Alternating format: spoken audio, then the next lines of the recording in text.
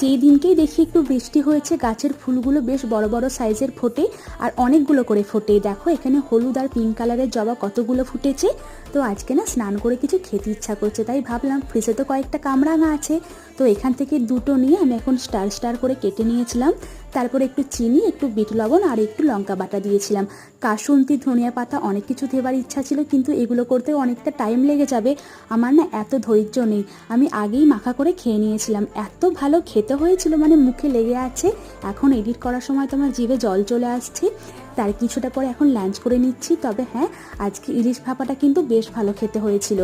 তো বিকালের দিকে আমি আর সোনু ছাদে গিয়ে একটু পপকর্ন খাচ্ছিলাম। এখন বিকাল বলা চলে না, দেখো সন্ধ্যা প্রায় নেবেই গেছে।